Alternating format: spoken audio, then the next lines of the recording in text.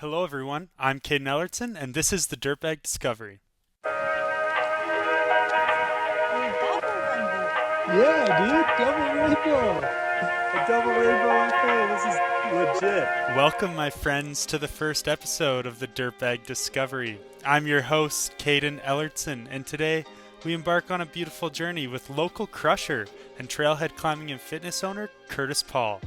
But before we dive into the interview, I just wanted to say thank you and that I appreciate you guys for tuning in to the best of my knowledge, the first and only Central Alberta climbing podcast, where curiosity takes us on adventures through the hearts and minds of local climbers. Let's get after it.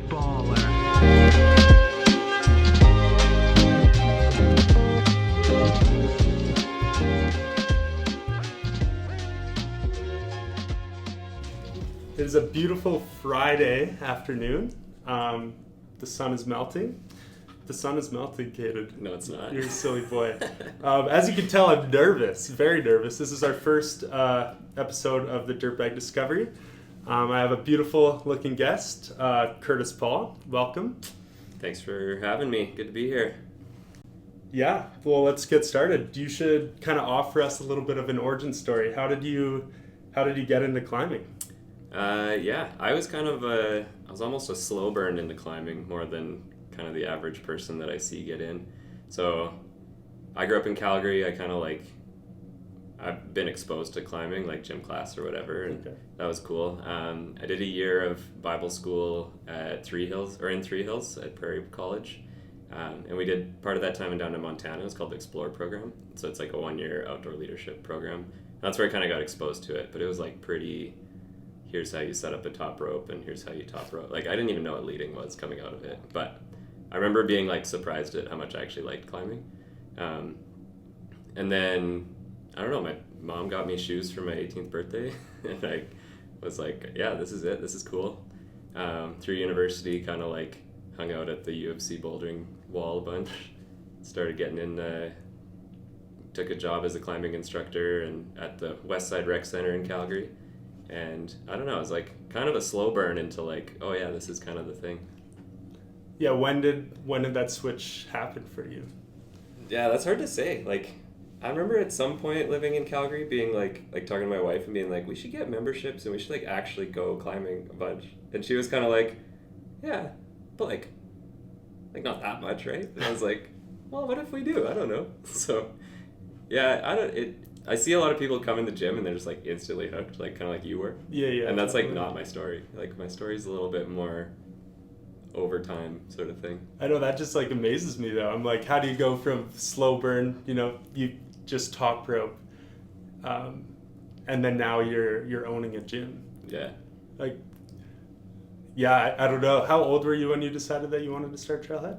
I don't know. I was probably in university when I wanted to start a gym. I kind of like I did a kin degree, and I came out of it not wanting to do more school and kind of figuring out what I wanted to do. I kind of like wanted to own my own thing, but coming out of kin, it's like, okay, so you want to like start a gym. I'm like, yeah, that'd be cool. And I was like, oh, I don't like love normal fitness. And I was like trying to like work out all these ways of like, well, what if it was like adventure based, or like what if we did all this, like what if you like trained but it was like for something, and then we did trips, and I was like kind of just like roundabout was like, no, like that's a climbing gym, like all I want to do is climb anyways, like that's what I want. But that seems kind of weird, so it's like, well, you can't just like start a climbing gym, especially living in Calgary. I was like, nobody starts a climbing gym. But Teresa, my wife, was from up around here. I remember like we were long distance for a little bit, and at one point when I was visiting her, I was like, well, let's go climbing.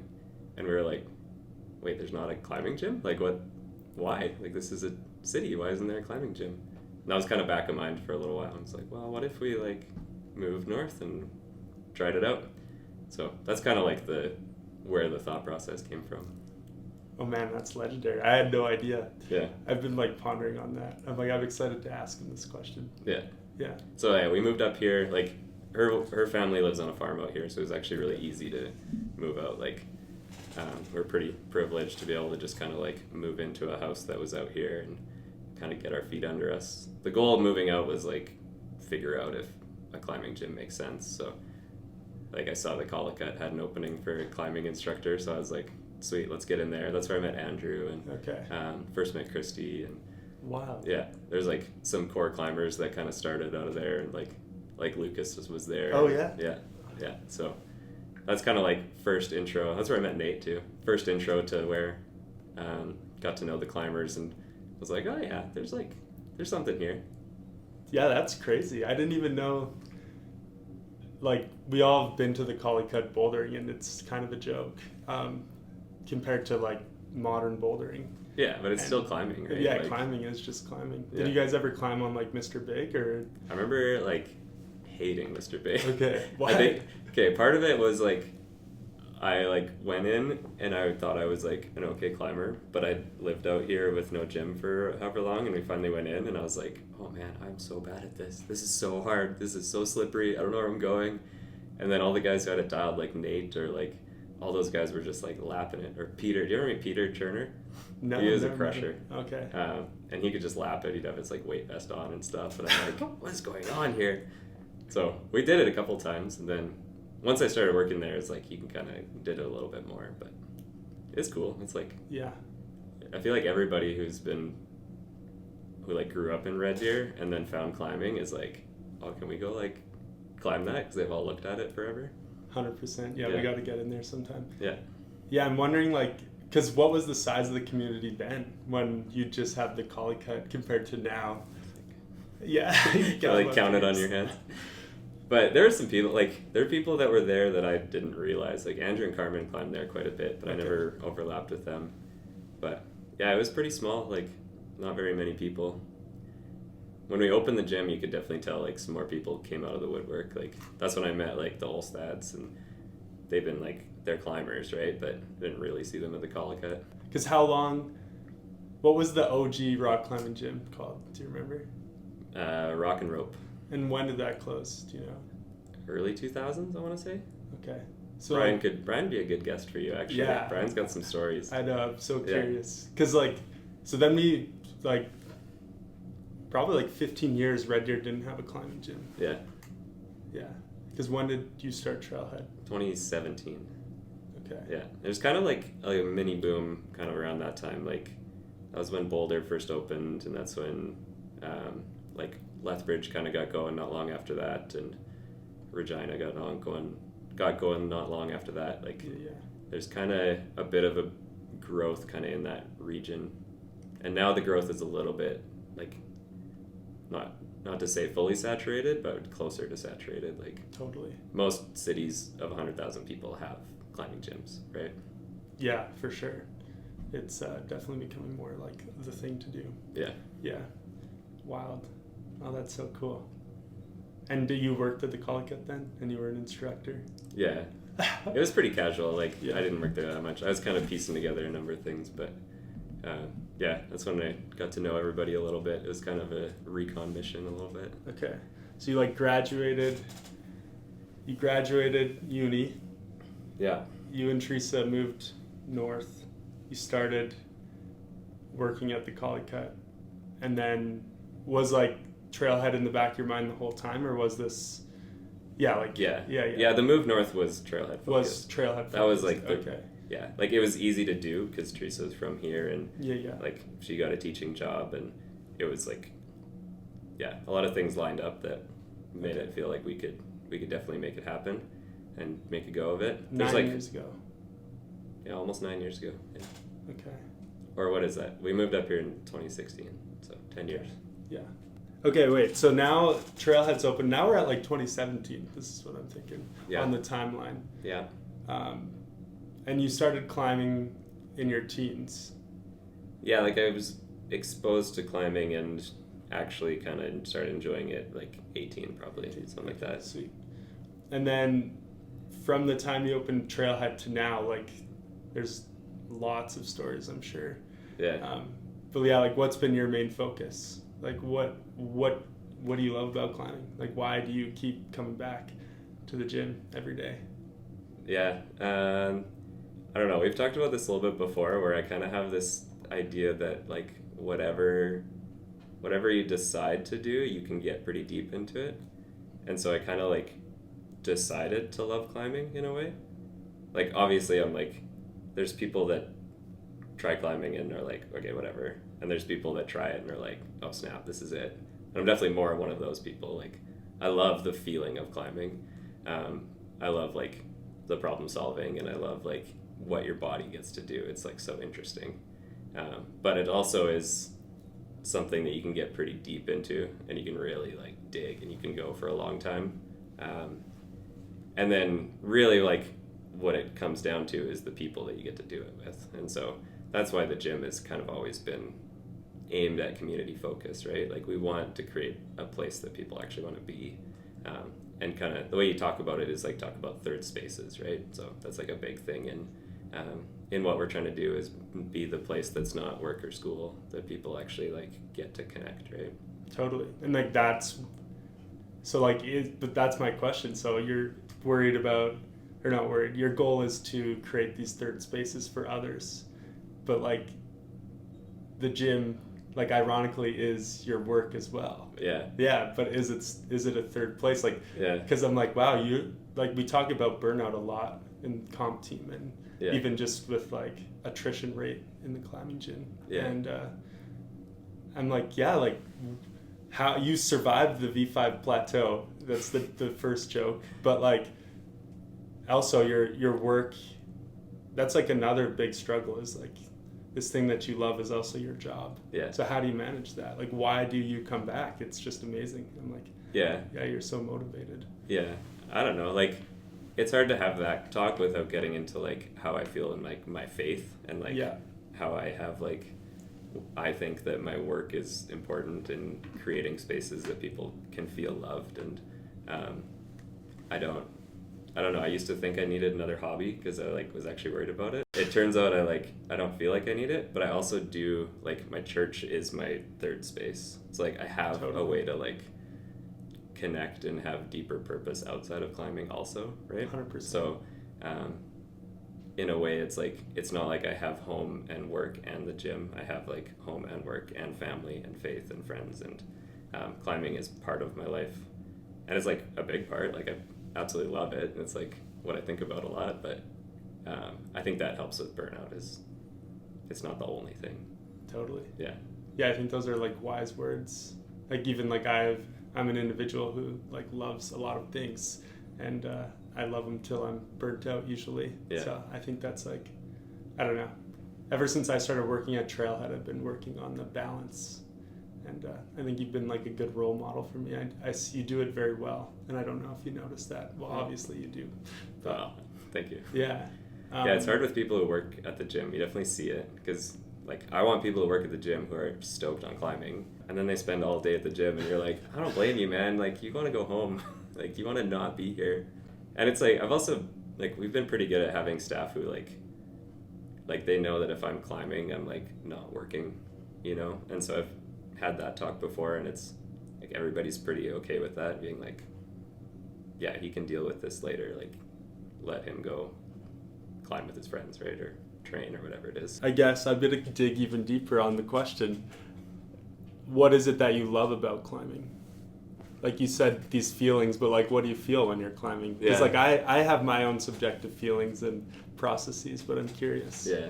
So like, to get real nitty gritty, like being able to take some, like, a piece of rock or a piece of whatever, and take it from like, oh, that looks cool, to like, how in the world would you ever get up that? That doesn't make any sense. Like, oh, okay, maybe I can like inch my way forward a little bit, to all of a sudden like putting it all together, like, is such a rewarding process. And so it's mentally like really cool, and it's physically like, it's just weird, right? So, well, I'll take the example of this Cleaver boulder, where like, when I first sat down at it, I was like, how, like, I can't even get my butt off the ground. I don't understand this. Like, where are the holds? To by the end of it, it's like, you could just repeat it over and over and over again. And there's nothing in your body that gets stronger. It's like just figuring out what to move in what direction, and it's just so engaging. And then, yeah, the actual like movements of climbing are unlike anything you'll ever do. So, yeah, I don't know. I think the movement is like what draws me, but it's also the process of figuring out the movement. And then I'm like pretty I didn't realize about this about myself for a while, but I'm like pretty goal oriented. And so if I like set a goal and I like can actually work at it and go for it, like it really gets me going. Totally. No, that's sick. And climbing is one of those ways that like you do it. Like sport is cool, but I don't know. I love playing rec hockey, but I don't like sit up at night thinking about rec hockey, right? It's like just fun to me. Whereas climbing is like rewarding and fun to me. Oh, for sure. Yeah, the process, I think when I was creating this podcast and like doing the roadmap and stuff, I think I was missing that word, the process. And I think that process looks different for so many people, but like, I think that's why I come back to climbing, that I'm like, wow, yeah, you just put it into words. The problem solving, like trying to figure stuff out. We talked about this, about your project at Barrier, NTG, how when you're up there, you don't have any beta, or like whoever's below you they can be like, oh yeah, like try this, but they don't know where you're at and you don't know how to communicate exactly what you're holding. Yeah. This is going to be controversial, but what are your thoughts? Do you actually send a climb if someone gives you beta? Do you send it? Yeah, you do. You do, okay. Yeah. Yeah, I think so too, but what about, do you enjoy the process of creating your own beta and figuring out the solutions to these problems? Yeah, there's definitely like, there's two sides to that, where figuring out your own way is like really rewarding and really cool. But then there's also like the community of doing it with someone is actually like really rewarding just on its own too. Like doing that with someone is, I don't think it negates the send. It's definitely a different experience. And I think you can strive for whichever one of those you actually want in a given time, right? So I love figuring out beta on my own. But every time this is what happened on the Cleaver, where I'm like, I'm going to figure this out. I sat there on my own for however long. I figured it out, and then I bring in strong friend named Paul, and I'm like, he's going to do it before me. I know he will. And of course he did. And then, so I'm like, I love that process. I like wish I sent it before I showed him the beta, but also like watching him do it is like, yeah, we can do this. Like, it just makes it feel so attainable. And then you also find little things too, right? And like those subtleties are what is fun in the process, and then having a good partner, like a crew that's psyched, is gonna, I don't know, just add to that. So yeah, I don't know, like the whole like, if we're talking do you beta spray or not and all this stuff, it's kind of, I don't know, you can go a bunch of different ways with it. Yeah, I know, because you gave me a book for Christmas like last year, The Inner Game of Tennis. For you listeners, you guys gotta read this book if you're into learning and growing your climbing library. But yeah, we talked a lot with the comp kids about discovering stuff for themselves so that they have the skills later on in their climbing career without coaching. And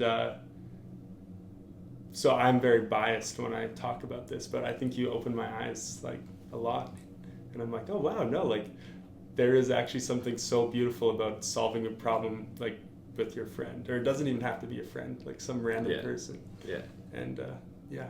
Oh. Well, that's also what you take from it, right? So if you go like coaching kids, like they do need to solve those problems on their own, and they need to figure out how to solve them on their own. But like, if you're out on a boulder with them and you solve it with them, you just have to make sure that they also like take that lesson, right? Even if they didn't solve it on their own, but they can still learn from the movement. But I see it, yeah. Especially like comp kids who have to be in ISO, or like you said on NTG, like you're whatever 20 meters up, and there's like super subtleties to the rock that you're like, yeah, we're not sitting side by side looking at this. So you do have to figure it out. Or there's so many subtleties, right? This happens to me on the kilter board all the time, where I like watch somebody do a move and I'm like, I can't do that move, and our arms and legs are moving in the same direction, doing the same thing, and it's like these little subtle like, okay, I'm gonna like dig my toe slightly further back and pull down on my toe, and I'm like, oh, that worked. But you can't articulate that to everybody and be like, okay, for your body, you're actually going to take your big toe and you're going to like wrap over this little lip, and then you're going to pull from that and release your back toe. It's just such subtleties you have to figure out for yourself. Yeah, there's only so much, like Carmen could tell me all of the beta in the world, but yeah, like you can say, yes, put your right foot here, your left foot here, but you also have to learn how to like, okay, what does that mean your hip actually drops slightly lower on this one? Or I was on the board earlier today, and I have this thing, I notice it on all the projects I fall off, where if my weight is going one way and I need to move the other way, I really struggle on it. And it was this move that was kind of like that, and I like was kind of trying to throw myself towards the hold, and I just could not generate in that way. And the way I figured out to move it was just slightly aim my gaze away from going at the hold to just going up and then reaching my arm out. And it made the move like so easy. But it's like no one would even see it looking at it, right? But it's those intricacies that you can kind of figure out that you have to figure that out for yourself. Some really good coaches can articulate. If you talk to Blaine while he's climbing, he articulates this. Not everybody can. I'm going to shout out everyone I can on this podcast. Yeah, no, Blaine is a legend. He's an incredible climber. I guess I kind of want to build on what I said earlier about the V5 plateau. Like what, if you could share your wisdom with climbers who are stuck there right now, like what would you tell them? The V5 plateau. Who can I shout out right now? I think Jude was just telling me about the V5 plateau. Climb with people who are stronger than you is a big one. I think the reason that people can get stuck at V5 is it's like where you can, maybe if we're thinking like we were just talking about, maybe it's where that kind of macro beta starts to slow down, where it's less put your foot here, turn your hip this way, and more intricate and moves that are harder to like really tell someone unless they have really good body awareness. And so it's a lot of subtleties and a lot of introspection. So maybe somebody who's been coached by you and can solve all those problems won't hit the V5 plateau as hard. We'll see. We'll see when those munchkins get a little older. Hopefully. But yeah, I think if you're a physically fit person, you can get to V5 by climbing and just doing it. And maybe it's just past that is more subtleties. I don't know. That's a tricky one. I actually wonder if there's a lot of those plateaus. Like I don't know. I'm at like the V7, V8 plateau. Well, that's like, what I was gonna ask. Is that the next one? Or like, is there another one at V12? Is there another one at V14? I don't know. We like to joke where it's like the hardest route in the gym is like a V8, and we're like not even halfway up the grade scale.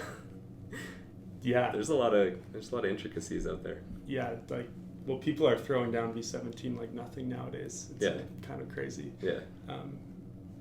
Yeah, wild to me.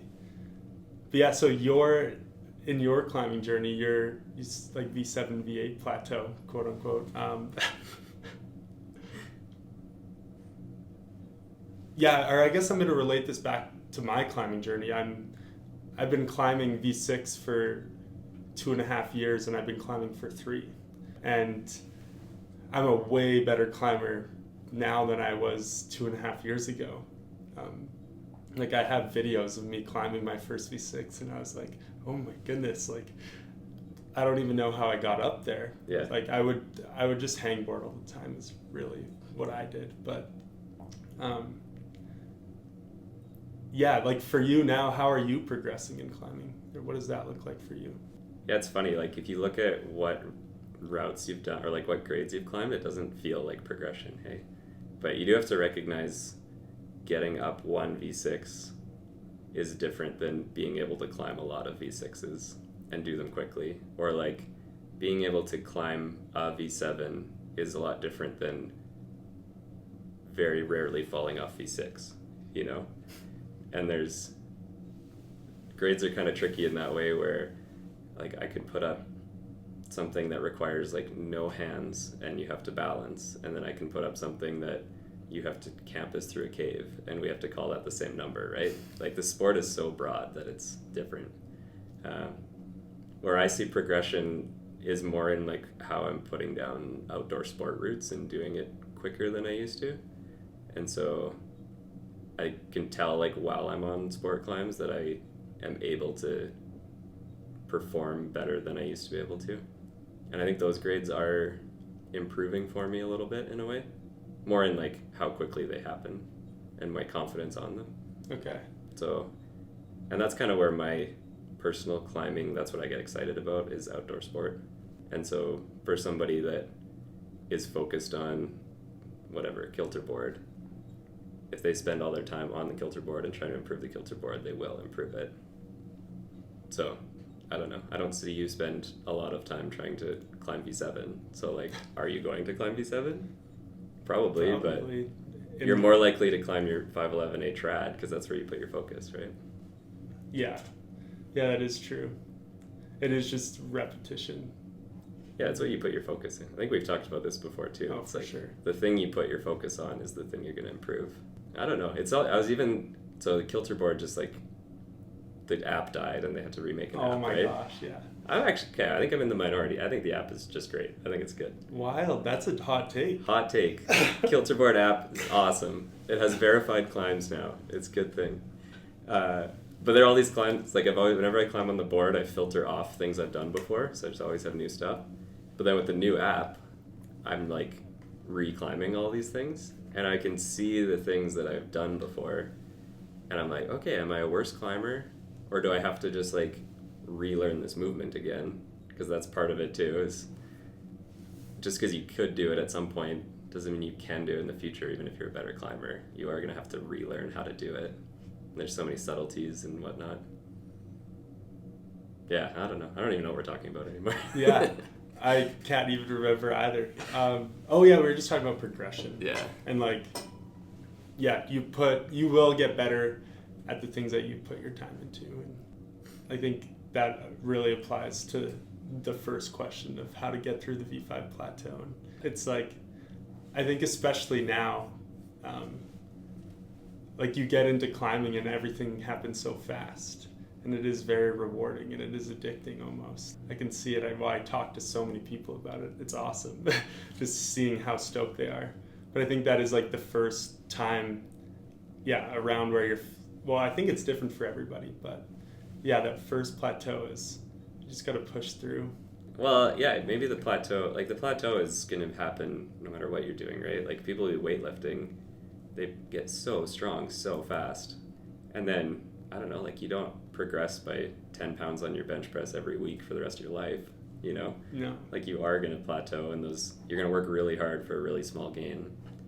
So I think it's just maybe that first plateau is discouraging because you feel like you're going to keep getting those beginner gains forever. But that's going to be no matter what you do. If you go surfing, I'm sure it's the same thing. You like get really good really fast and then you kind of hit where you are unless you're going to train really hard and figure it out. We'll segue into what is the most valuable lesson that you've learned through the sport of climbing? Ooh, what's the most valuable lesson I've learned? Are we talking like life lesson or like how to get better at climbing lesson? Both. I don't know. However you interpret.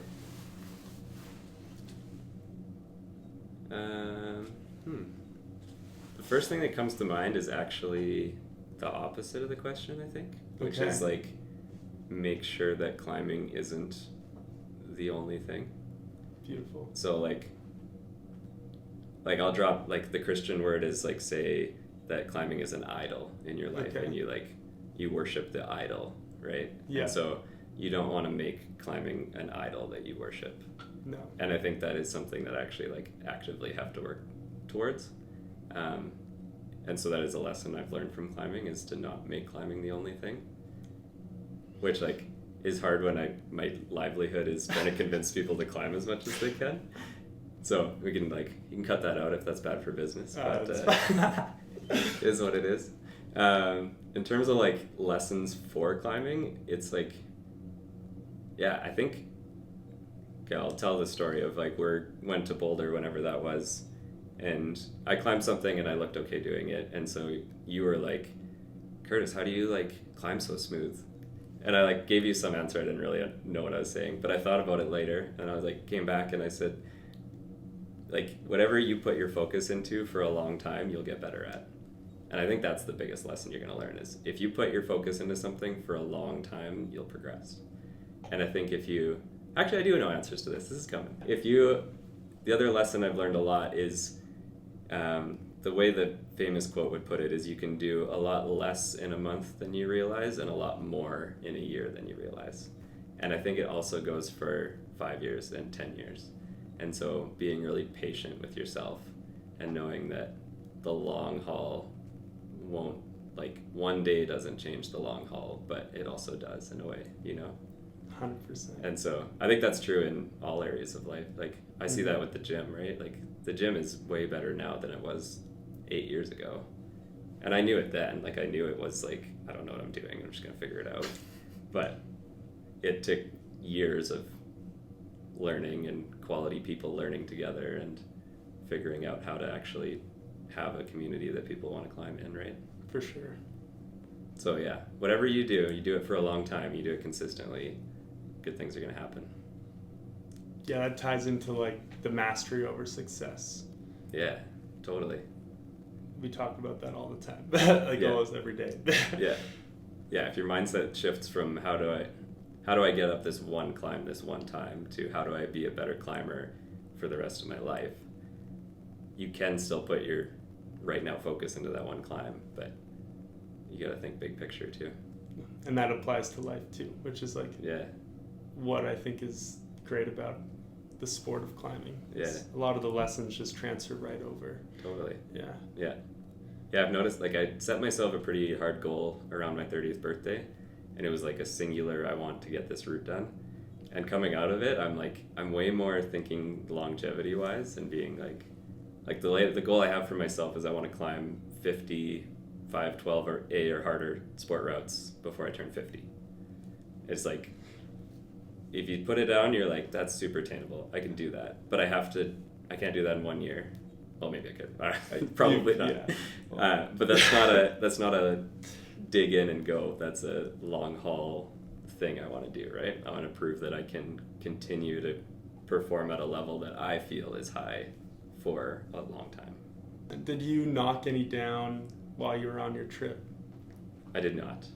There was very little sending. Well, there was a little bit of sending, but it was a little more tasting than sending. Yeah.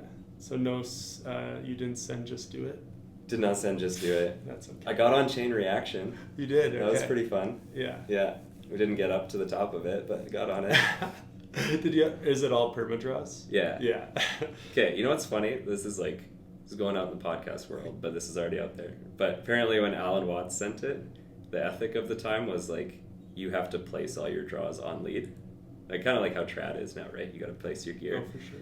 But he was up and he almost at the top, and he fell, and he was swinging out so far he couldn't reach his draws. So he just came down, pulled the rope, and then when he got to each hanger, he would take the draw off the wall, put it on his harness, pause, take it off his harness, put it back on the wall, and then clip it. And then that was like the red point go, and he actually sent it. And it's so funny now because it's permadrawn. It's like the same climb, but 50 years later, however long it is, it's just a different sport. Yeah, when was that sent? 80s probably? Okay. Maybe not 50 years, whatever that is. Yeah, for those of you who don't know where Kurtis was, he was in Smith Rock? Yeah, I spent a few days in Smith Rock. Where's that? Oregon. Yeah. It's beautiful. Shout out Tim, he doesn't like it, but I think it's great. Was there a lot of strong climbers there right now? Oh, it's insane. Yeah, that place is like, there's a lot of just regular climbers. But yeah, you go up in where some of the harder climbs are, and there's people just climbing 513 in March casually and working on whatever they're doing. Yeah. Crazy. The route I really wanted to work on was called Dreamin'. It's this 512A, and it's from the 80s, and it's just this big, blank, beautiful face with like all these perfectly sculpted crimps on it. Fairly spaced out bolting, so I was like kind of scared of it. So the one day I went in there, and I was going to meet up a friend, and he was up on a multi-pitch, so he didn't have his phone on him, so I didn't see him for a few hours. So I was kind of just wandering around, and I walked by just in case somebody was there. And this woman was climbing up it and just like made it look so casual. She even skipped one of the last bolts and like didn't even notice. And I was like, oh my goodness, that looks really good. And then she put a top rope on it, and I went, oh hey, how's this? This is a good one. And she was really nice and was like, oh yeah, if it's top rope, if you and your partner want to get on it. And I was like, oh yeah, like I'm kind of all alone. She's like, oh yeah, well maybe one of us can belay you. And I kind of wandered off a bit, and I came back and she was there, and I kind of was like, so maybe could I? And so she like top rope belayed me on it, It was so good. Okay. Oh man, it was so good. I'd love to get back there and actually like work on it.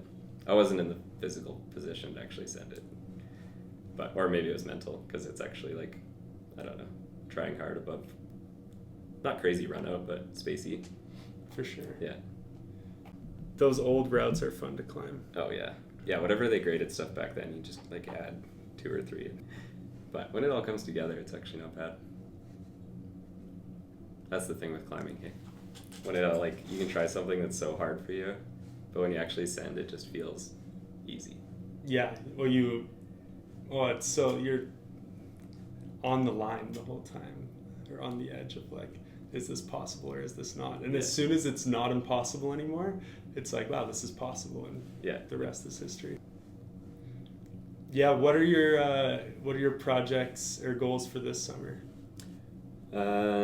Out at Little Russia, one of my long-term goals is that main overhang at Little Russia. I want to tick all 4 of those or 5 of those, whatever there are. So it starts with like start of the line is 12D, and that was the first one that was bolted. That's why it's called start of the line. There's an extension off the top of that, and then there's pull hard. That was my mega proj for a couple of years. And there's pull harder, which is like branches off. And then Mayraz, which is the one that's next for me. I've worked that one a little bit. And then Chidambaram is on the right side, and that one went a few years ago. That was like one of my first like big projects that I was really happy with. So no, like going from walking up and like feeling like that one was the hard one to like doing all 4 of those is kind of a lifelong goal for me, is to tick those. But that's because that's basically the local crag for me. I like it there. The other one I want to do on my birthday this year, you can come on belay me if you want. I want to go to Grassy and see if I can tick like the 3 12As that are super classic there: Raw, Dance Me Outside, and B60. I've been on Raw a few years ago and didn't send, and Dance Me Outside I hopped on many years ago, long before I had any hope of actually climbing it, so I don't remember anything, and I've never tried B60, but I'd love to see if I could do all 3. I've never done more than 1 12A in a day, so I'd like actually want to see if I can throw down a little bit. June 2nd? Yeah. Okay. How'd you know that? I remember things. Caden, you're so prepared. Oh, that's sick. So yeah, that's one goal, and then it's filling out all the climbs I want to do. I have a number of things that accumulate. I went from having one project that took all my focus to being like, oh, this would be cool, this one's cool, this one's cool. NTG's on there, 39 Steps is on there. Shout out Peter. Yeah, Peter's got to send that. I don't know. I've watched that beta video like probably 40 times. Really? That's incredible. Yeah. Oh, it's so good. That's one, the crux move to me is one of those, your body wants to go one way and you have to go the other way. You wouldn't even know it in a video because he looks so good climbing. Yeah, he looks. It's the one moment that he looks like he's trying hard. Shout out to Sean Whelan. Yeah, that guy's an animal. Yeah, I guess like we're talking lots about outdoor climbing. And like this is something that I'm really passionate about, is like getting people outside for the first time. Like how do you bridge that gap? Or what did you do? I guess it kind of happened naturally for you. But yeah, for trailhead climbers, like what's your advice for them? Come hang out on a Tuesday night. Get to know some people. Be friendly. The best way to get out, I think, is have people take you out. That's probably why it was such a slow burn for me, is I kind of did it on my own. Like me and Teresa kind of just like, with a little background, went out, and I wouldn't recommend it, but kind of just figured out our way, right? Like, it's not the way you should do it, but I didn't really have people that took me by the hand and took me outside, other than just that initial kind of top rope on rock sort of stuff. But yeah, getting to know people is the big thing. And then if any of the like Trailhead members listen to this, like take some people out, guys. Yeah. That's kind of was my motto last year whenever I went out, is anybody who asked, I would always just say, do you want to come? And it sort of worked in a way, but I think we need to figure out a more intentional way to get people going outside together. Yeah, I agree. I think That's how you break the V5 plateau. You go sport climbing with me. Yeah. Well, and then you just like, I don't know. I think going outside too offers just so much more to climbing, like the adventure aspect. Mm-hmm. And like for some people, going to the crag is an adventure, but if you really want to take it somewhere, you can You can really run with it. Yeah. Yeah, we can talk about that. Like, we've talked about how, I think it's an Alex Honnold thing where he says there's adventure and there's athleticism in climbing. And they're not exact opposites, but they are people that trend one way more than the other. I definitely trend toward the athleticism, and that's kind of what excites me. You tend more to the adventure, and that's what excites you. And you can definitely do both. Like, you could say Honnold's free solo of El Cap is like very high on both, right? And so going to the gym and climbing on the kilter board is probably very high on the athleticism side versus adventure. But there's different ways you can take it and what gets you excited. Yeah, I think there's just so much depth in either end as well. Yeah. Like, you can really like break down. Like, this week we were talking about using your ankle as like a wrist and creating like direction of pull off of your ankle angle, if that makes sense, which is like crazy wild to think about, but that's what the best climbers are doing. But then on the other end, like big adventure and like planning that and like what do I take and trying to send like the Becky Chenard in a day and all of this stuff is like so wildly fascinating and requires so many moving pieces to the puzzle, but so does a V12 boulder. Yeah, I didn't think of the logistics as being part of it, but it totally is, hey? Yeah. Yeah. Well, and some guys love the logistics stuff, like maybe not even just logistics of what you pack, but like the rope systems and things like that. Shout out Trevor. Trevor loves the rope systems. Trevor and Keelan, like they got them dialed. Yeah. Good for you guys. Yeah. Oh, and it's cool though. It's like fun to kind of be able to access places you can't access and have the skills to do it safely and know how to do it and be able to, like, no matter what comes up, you're going to be able to solve that problem. 100%. All that rope stuff is problem solving, same way as solving your V12 boulder is problem solving. Yeah. Yeah. Yeah, that's it. I was just like, there is so many moving pieces on both ends, and they're very similar but so different at the same time. You got to have a library of skills. Shout out to Thomas. I love Thomas. We're just going to list Trailhead members now? Yeah, basically. Shout out Jonas. We call him Joe Nasty. Joe Nasty. Oh, Gav Daddy. Gav Daddy. I call him G-Mart today. That felt good. I might roll with that. That's incredible. G-Mart's not bad. Oh, wow. Yeah. I think that's what I'm going to move to. I went from like Gav Master to Gav Daddy, now to G-Mart. I like it. Well, you answered one of them, like, what's your favorite local crag? But I think this is actually important, and it'll build on what we talked about earlier about getting outside. I like Little Russia. Okay. Yeah, shout out Constantine. Yeah. That man's put a lot of work into that place. And yeah, I think like that main overhang is just pretty incredible climbing. There's a lot of climbing throughout it, and I think it's kind of cool setting. You're in a canyon, sort of. You got the river. You have like a nice little place to hang a hammock. It's a nice place to be. So I like, I'd say that's my favorite local area. I wish we had closer stuff, but totally, it is what it is. Part of what makes it nice going out that direction is you can camp anywhere. It makes it a lot easier to go out, spend the weekend. That's out past by Abraham Lake for anybody who doesn't know. Yeah, I would argue that Little Russia might not be the most welcoming crag for beginners. There is beginner climbing, but yeah, it's not like the best climbing is definitely harder there, I think. Yeah. But there's really good climbing at the dark side is kind of where a lot of people get started. And it's a little closer. It's on this side of Nordegg, just barely, but there's a lot of really high quality 510 at the dark side. Yeah, that's kind of where my journey started. I think was Wasuch, and then if you've ever been to Wasuch, it's a pile of garbage. And then we moved on to the dark side, and I was like, oh my gosh, this is amazing. Yeah. Yeah. No, that's good. Yeah, Little Russia's just a beautiful place to be. Like, I could go there with just a book and belay. Like, it's funny, the trail up there made it onto all trails. And so I had a friend who was like talking about how they went on a hike, and they're like, yeah, we hiked to Little Russia. Have you ever heard of that? I was like, what? That's a hike? And you're like, yeah, of course. It's a beautiful little walk up the canyon. You can keep going all the way back. You can see waterfalls. Like, have you ever been all the way through there? Yeah. It's beautiful.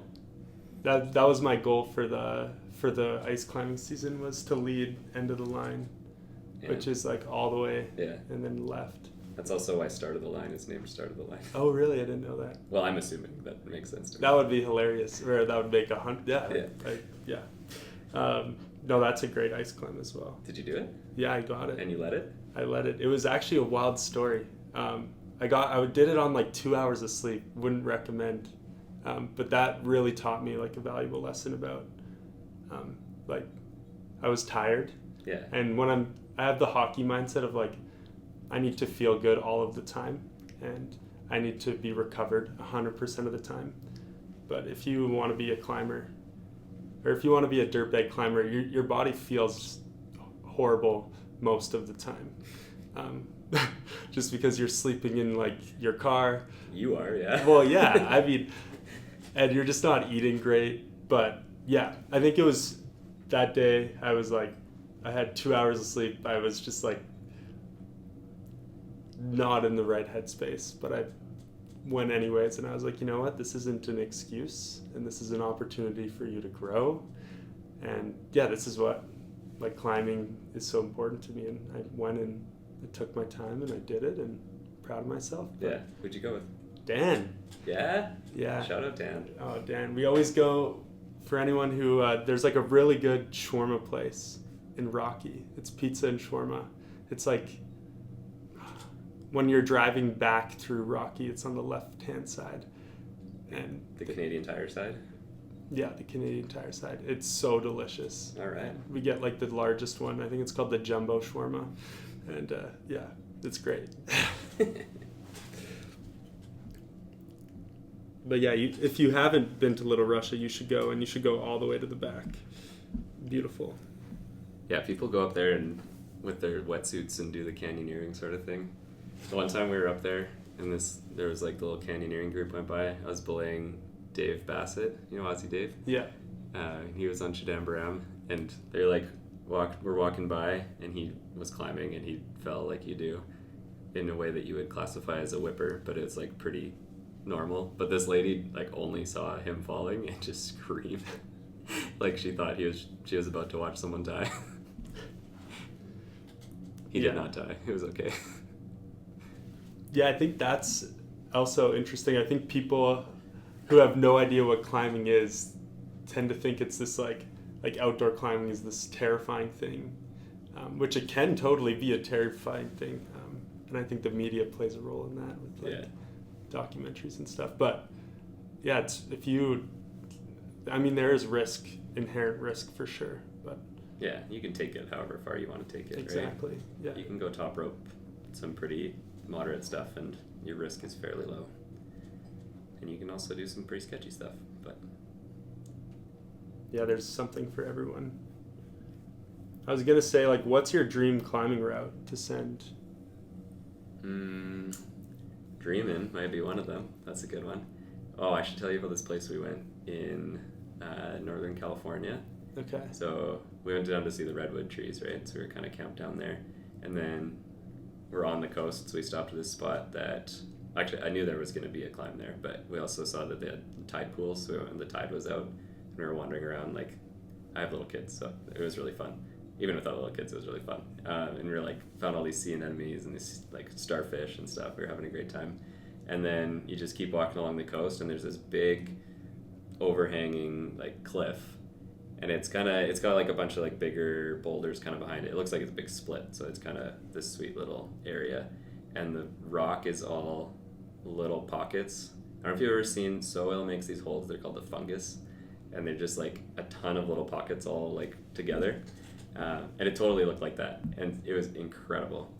So I climbed this 10 something to try it out, and it was like, this is really rad. And then I knew there's this really popular, like the most popular one on the wall is called the Great White. It's this 12B, and we only had time for me to like give it one go. I actually did better than I thought. I actually got 2 draws from the top before I had to fall, and then a couple falls got me to the top. But that one might be like on the list of that was a really awesome climb. One, because the setting is like you're on the ocean, and you can like the waves are like crashing against this boulder behind you. It's really cool. And then the holds are really interesting. The movement was good and long. I don't know, I kind of ticked all the boxes. I left there being like, oh, I'm probably never going to see this climb again the rest of my life, but I like still think about that climb because it was really cool. Dude, that sounds legendary. I'll show you a picture when we're not on it. Yeah, or maybe I should show you while we're on video. You could just show me video. right now, yeah. We got time. If Paul, shout out Paul, would text me back with pictures of me climbing, we could show you, but... Oh yeah, you guys went with Paul, right? Yeah. Nice.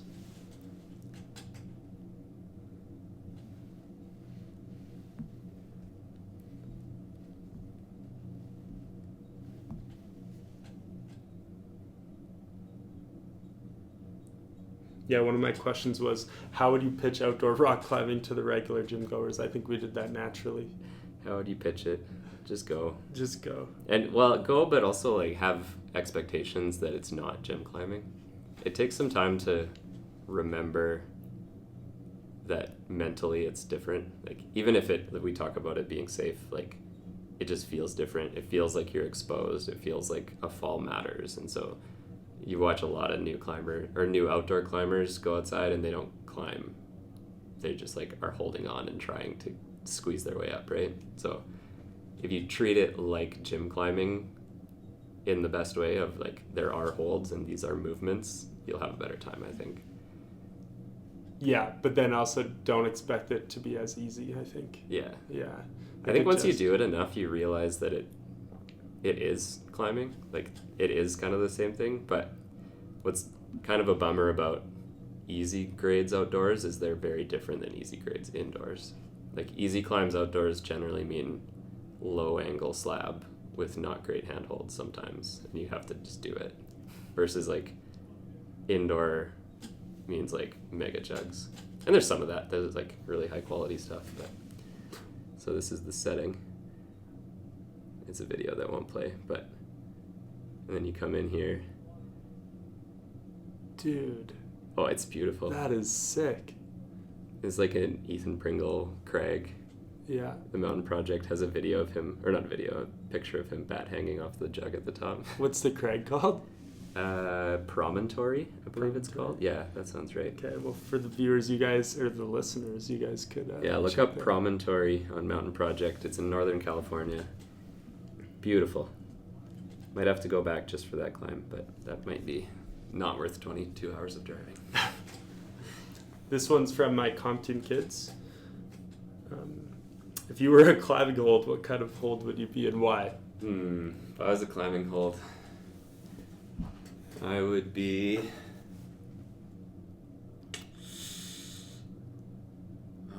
how do you answer that? Is it what I want to be?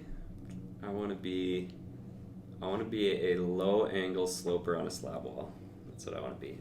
Tell me more. I want like a nice newly textured volume on the slab wall that my mantras can just like slurp onto and I can stand there no hands. That's what I want to be.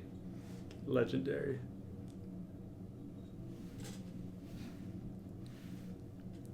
What would you be, Caden? Me? Oh, I thought about it because I was like, if I'm gonna ask him this, Yeah, I'm you gonna have have to to. I'm gonna have to know what I would want. I would be a sloper. Yeah. Because like I just love hugs. Yeah, and I'm like, that's like the closest thing. You could be the fridge volume. Yeah, or the big fridge. I am the Yeah. fridge. Oh, legend. Yeah, I'm the fridge. I would be the fridge. Yeah, and you just get a big hug. Yeah. Yeah. I was climbing in Smith Rock.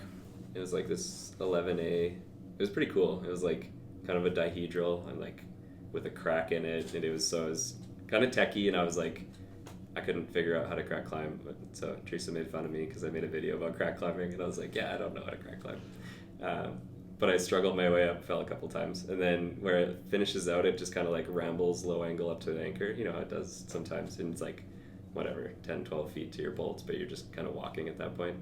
And right below the anchor, there's like this big block, and then like nothing, and then the anchor. And so I get my hand on that block, and I look, and there's like a lizard sitting like right between me and the anchor. And I am a deeply prairie boy, don't know anything about lizards. It wasn't moving. I thought about just like grabbing it and throwing it, but that seemed like I'm not this is your home, not my home. I shouldn't do that to you. And so I just like waited. He didn't move.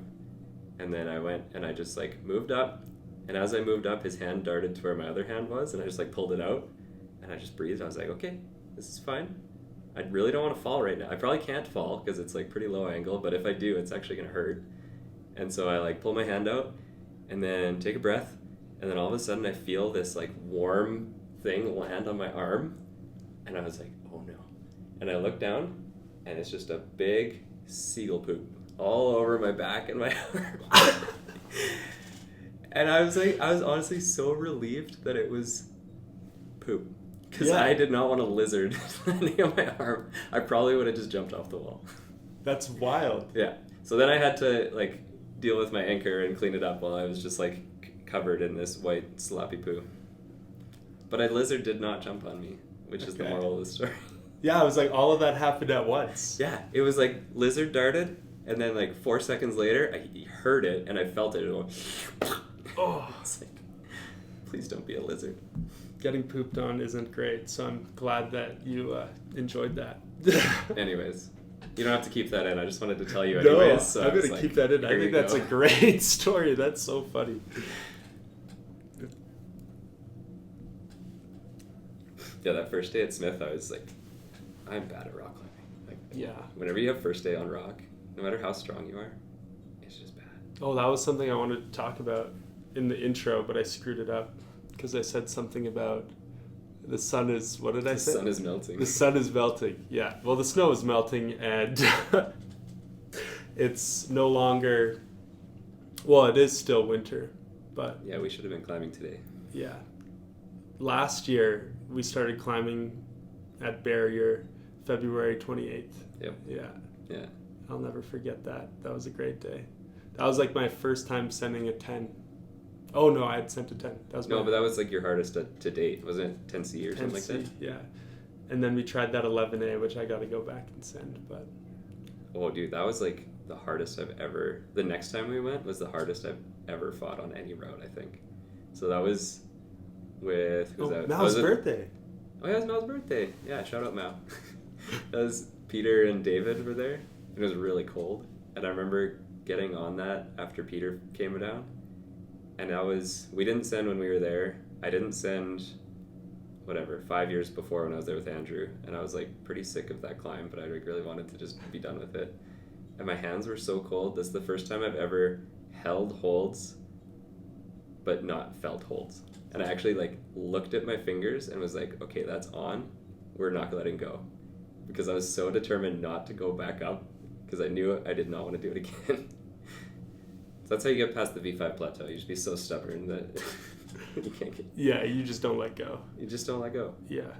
Yeah, John and I were chatting about like when we're going to get out on rock.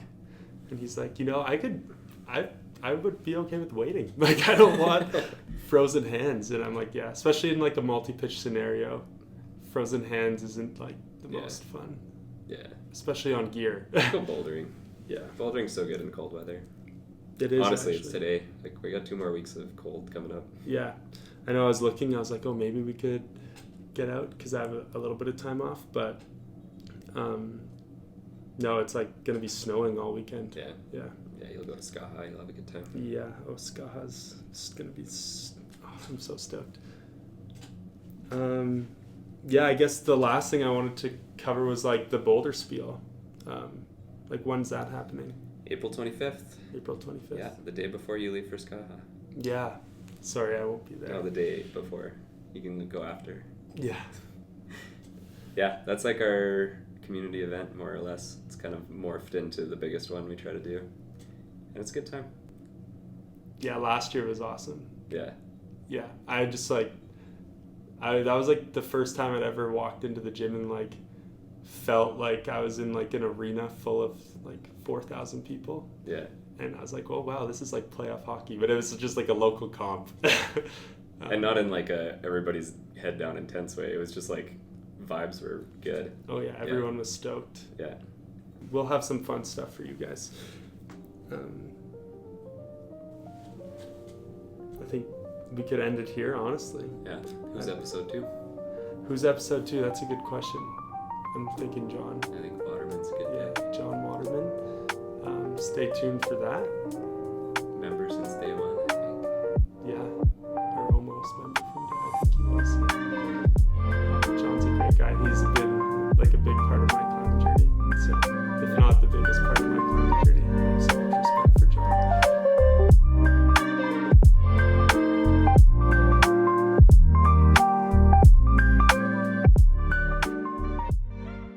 That will conclude the first episode of the Dirtbag Discovery. I'm your host, Caden Ellertson, and I appreciate all you guys for tuning in and supporting me along this lovely journey. Stay stoked, my friends. Peace.